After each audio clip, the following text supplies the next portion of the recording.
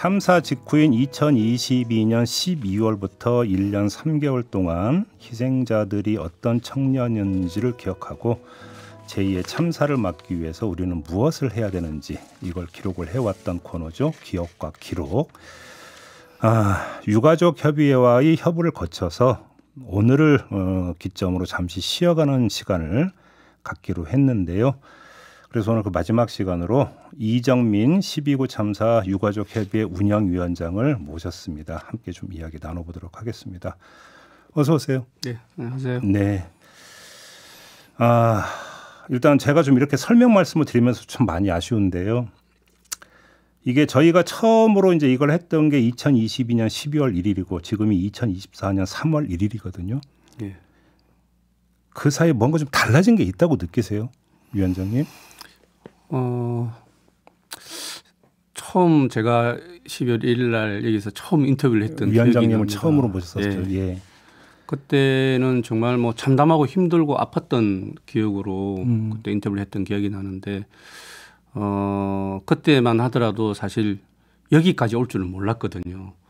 근데 정말 그 저희가 특별법이 통과되고 공표가 되어서 다시 이 자리에 왔었으면 얼마나 좋았을까 하는 생각이 저희도요. 예, 내내 오면서 그 생각이 많이 들었습니다. 그러니까요.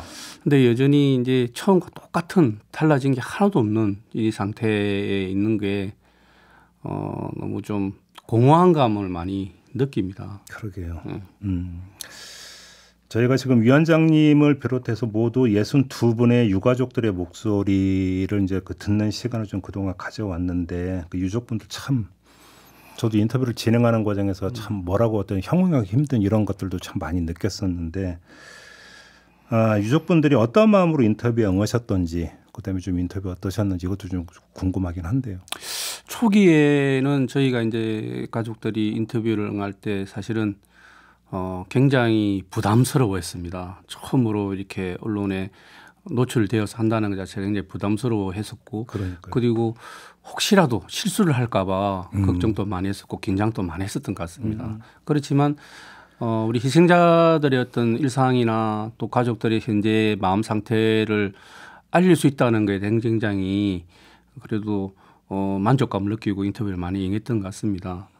근데 이제 그렇게 하다가 지난 1년 3개월 동안 계속된 변화 속에 우리가 들어와 있었거든요. 네. 그래서 수시로 현안들이 바뀌고 상태에 따라서 때로는 분노하면서 또 인터뷰에 응하고 여러 가지 또 간절한 소망을 또 표출하면서 인터뷰를 응하고 그렇게 해서 1년 3개월 해왔던 것 같습니다. 그렇죠. 근데 뭐 저희 코너랑은 그냥 하나의 매개에 불과한 거고 가장 중요한 것은 유족분들과 국민들과의 소통이고 더 좁게는 유족분들 사이에서의 소통 아니겠습니까? 어떤 유족분들 사이에서 서로 이야기하고 이런 것들은 계속 진행이 되고 있는 거죠. 네, 사실은 저희가 이제 오늘 시선 집중 이 코너가 마지막이라는 거에 대해서 우리 유가족들이 굉장히 아쉬워하고 참 허탈해하는 마음들이 많이 큽니다. 근데 이제 사실 이 코너가 이제 우리 가족들이 나와서 인터뷰를 하면 모두가 귀를 기울이고 듣습니다. 모든 유족분들이 듣고 그리고 이제 인터뷰를 한 가족들은 내가 잘못한 거 아닌가 실수한 거 아닌가 뭐 이렇게 그런 게 어디 있어요? 이렇게 이제 이야기를 하면 다른 가족들이 잘했다고 격려해주고 위안해주고 그래서 이 코너가 굉장히 우리 유가족들한테는 위로와 위안이 되는 시간이었습니다. 그래서 굉장히 의미가 있는 그런 코너였다고 생각을 합니다. 그러게요. 그러니까 저희가 이제 그 인터뷰를 통해서 만나봤던 그 유족분들 가운데는 현업도 이제 다 포기하고 이렇게 활동하시는 분들도 꽤 많이 계셨는데 뭐 어찌 보면 원래 하시던 일을 이렇게 멈출 수밖에 없었던 그런 유가족분들 좀 많으셨던가요? 어떻습니까? 저희가 참사가 발생이 되고 한 6개월 동안은 거의 모두가 손을 다 놓고 어떤 이런 슬픔에서 벗어나지를 못했습니다. 네. 그래서 계속 우리 아이들이 왜 이렇게 되었는지에 대해서 굉장히 궁금해하고 그런 것들을 좀 알고 싶어하는 게 절실했거든요. 근데 이제 지금 1년 3개월 바로 직전에 이제 특별법 공포를 굉장히 기대를 하고 그렇게 했었는데 그게 무산되다 보니 이제는 긴 호흡으로 가야 되는 거 아닌가라는 생각을 하고 많이 현업으로 이제 돌아가면서 네.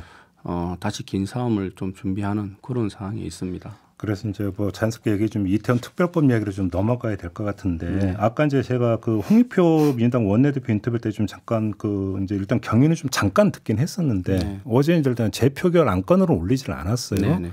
유가족 협의회 이제 그 협의를 한 거다 이렇게 이야기를 했던데 좀 잠깐 설명 말씀 좀 해주실 수 있을까요? 저희가 많은 고민을 했었습니다. 많은 고민을 했는데 사실 지금까지 계속 정부 여당에서는 이태원 특별법 또는 유가족 협의회가 정치 정점화되는 쪽으로 계속 이야기를 했거든요. 네. 그래서 정쟁을 유발한다고 계속 그렇게 이야기를 해왔었기 때문에 저희가 이번에 총선 전에 이걸 올려서 다시 또 그런 빌미를 듣고 싶진 않았습니다. 그래서 다시 정쟁을 유발한다는 이런 이야기를 듣고 싶지 않아서 총선 이후로 미루자라고 저희는 판단을 했었고 그러면 그런 것들이 다 살아있는 상태에서 오롯이 여야 정치인들이 자기들의 양심에 의해서 판단하고 어떻게 결정을 할지를 한번 지켜보고 싶었습니다. 그래서 그것을 바탕으로 해서 다시 22대 때 저희가 뭐 다시 발의를 하든지 하는 거를 토대로 삼아서 해보려고 그렇게 생각을 하고 있었던 겁니다. 그 이태원 특별법 논의 진행 과정에서 유족분들이 가장 분노했던 지점이 바로 여기였던 걸로 제가 기억을 하는데 피해자들은 지원 뭐 이런 것들은 이제 가장 먼저 이야기를 했을 때 그때 받아들이는 입장이 어떠셨어요? 심경이? 저희가 항상 그 부분들이 사실 지원 대책 이것보다는 더 저희들이 많이 화가 났던 게 1년 3개월 동안 이 정부가 항상 어떠한 현안에 대해서 유가족들의 어떤 뭐 지원이나 여러 가지를 이야기를 하면서 한 번도 그 사전에 유가족들의 이야기를 한 적이 없다는 거예요. 그게 가장 화가 나는 지점이고 항상 언론에다가 먼저 이야기를 하고 그다음에 이렇게 이야기했으니 뭐 너네들 어떡할래 이런 식의 어떤 태도 때문에 굉장히 저희들이 많이 화가 났었거든요. 그래서 정말 진정성이 전혀 없다라고 저희들은 받아들이고 있는 겁니다. 알겠습니다. 네.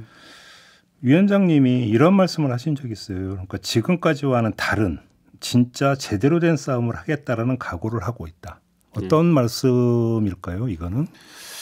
뭐 지금 아직 그런 구체적인 말씀을 드리기는 좀 뭐 부적절하다고 봐지고요. 네네. 아직은 남아 있기 때문에 아직 21대가 끝난 상황이 아니기 때문에 아직 좀 더 지켜봐야 되는 상황이고 저희는 어쨌든 여당의 협조가 없으면 특별법을 진행시키기가 어렵지 않습니까? 네. 그래서 계속해서 저희가 지금 정부 여당의 특별법에 대한 부분들을 호소를 하고 있고 그렇게 이야기를 하고 있는 부분인데 뭐 제가 이거 하나만 말씀드리자면 정말 이런 참사에 대한 대응이나 이런 게 진정성 없이 적극적으로 하지 않으면 저희는 이제는 정말 우리가 알고 있는 그런 진실에 대해서 이제 목소리를 내고 국민들께 호소할 수밖에 없다. 네. 정치인들에게 아닌 국민들한테 호소할 수밖에 없다. 저희는 그렇게 생각하고 있습니다.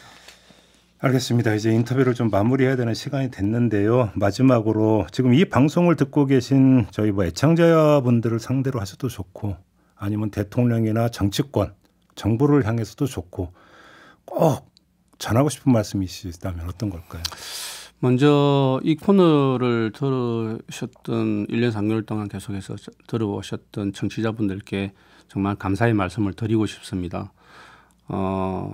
이렇게 저희 목소리를 듣고 또 관심을 가져주셨기 때문에 저희가 지금까지 버틸 수 있었고 여기까지 올 수 있지 않았나 생각을 합니다. 앞으로도 그 관심을 끊어지지 마시고 계속 가져주시면 하는 저희 바람입니다. 예. 그리고 정치권에 정말 말씀을 드리고 싶은 것은 좀 국민을 바라보고 정치를 했으면 좋겠다라는 생각을 좀 말씀을 드리고 싶습니다.